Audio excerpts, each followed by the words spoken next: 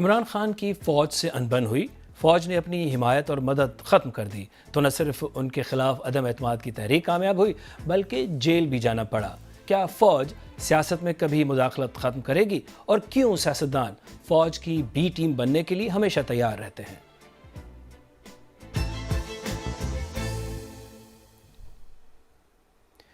پاکستان میں سیاسی musical chair کی کہانی تقریباً اتنی ہی پرانی ہے جتنا پاکستان۔ فوج نے جب کسی سیاسی رہنما کی حکومت کا خاتمہ کیا یا کرایا تو دوسرے سیاستدانوں نے فوج کی مدد کی اور اقتدار میں آئے۔ کیا اس سیاسی کلچر کا کبھی خاتمہ ہوگا؟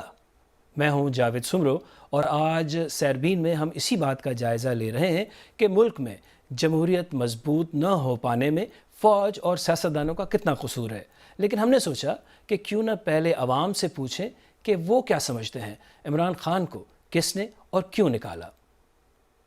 عمران خان کو نکالے جانے کے پیچھے زیادہ ہاتھ فوج کا ہے، کیونکہ اس وقت ہمارے ملک میں فوج اتھارٹی کی پوزیشن میں ان کے پاس زیادہ پاور ہے دین پی ڈی ایم۔ مجھے ایسا لگتا ہے کہ اس کے پیچھے پی ڈی ایم ہے۔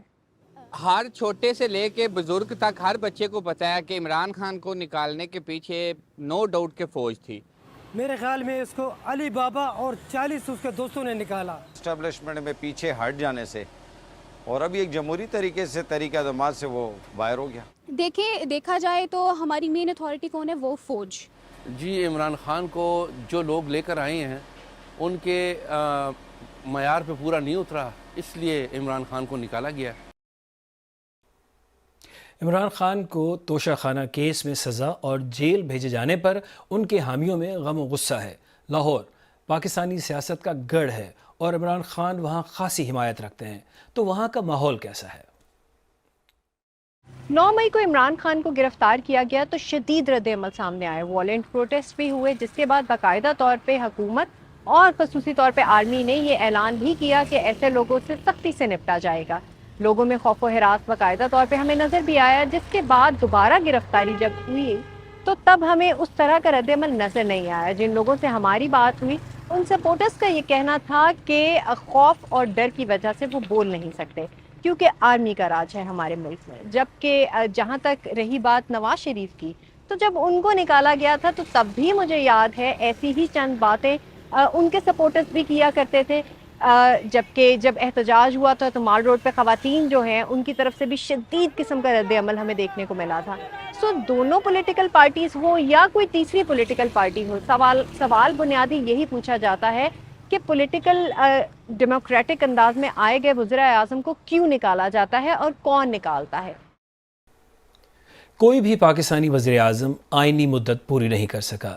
کوئی کھلم کھلا فوجی بغاوت کا شکار ہوا تو کسی سے آرمی چیف کی نہیں بنی۔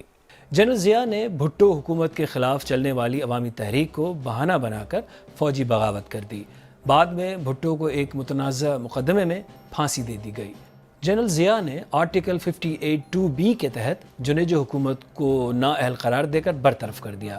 اسی متنازع شک کے ذریعے بے نظیر حکومت کو 2 مرتبہ بدعنوانی کے الزام میں برطرف کیا گیا۔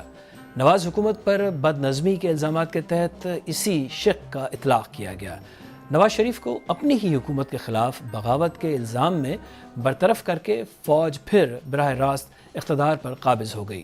سپریم کورٹ نے نواز شریف کو اثاثے چھپانے کے جرم میں نااہل قرار دے دیا اور تحریک عدم اعتماد کے ذریعے عمران خان کی حکومت ختم کر دی گئی۔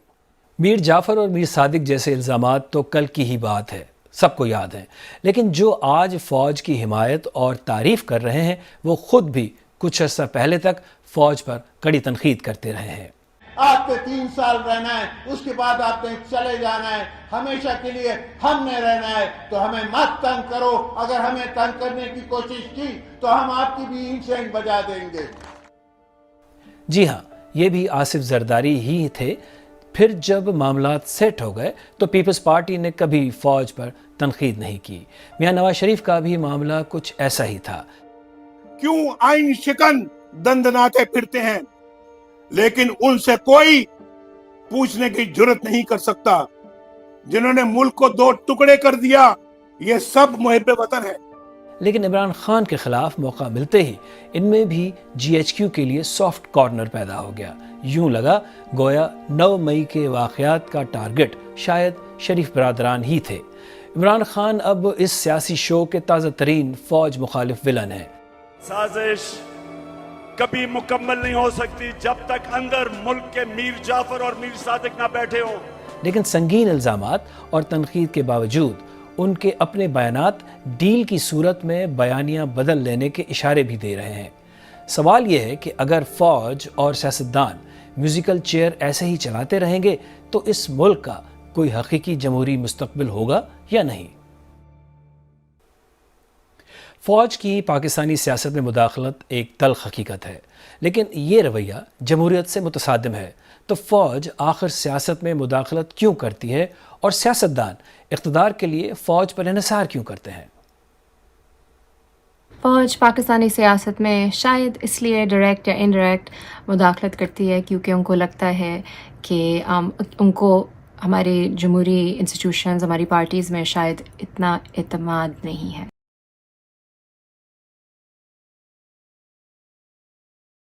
کوئی بھی سیاستدان ملٹری انسٹیٹیوشنز کے ساتھ الائن نہیں ہے on certain principles and values تو پھر وہ نہیں کر سکتے سیاست پاکستان میں. تو سیاستدان are in a very difficult position. Pakistan کی میڈین ایج ہے 20 سال.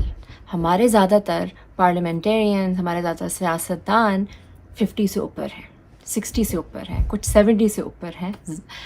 تو یہ جب پاکستان کے بارے میں سوچتے ہیں تو وہ اپنے لیگیسی کے بارے میں سوچ رہے ہوتے ہیں، وہ اپنی وراثت کے بارے میں سوچ رہے ہوتے ہیں کیونکہ ان کے دن ڈھل رہے ہوتے ہیں. لیکن جو ایوریج پاکستانی ہیں ان کی زندگی پوری آگے 50 سال ہے، ان کا مستقبل ہے. تو جب تک ہمارے جمہوری پارٹیز میں ہم ریپرزینٹیوز وہ نہیں، ان کو ٹکٹ نہیں دیں گے ینگر پولیٹیشنز کو جو ریپرزینٹ کرتے ہیں پاکستان کو واقعی، تو میرے خیال سے یہ سلسلہ جاری رہے گا.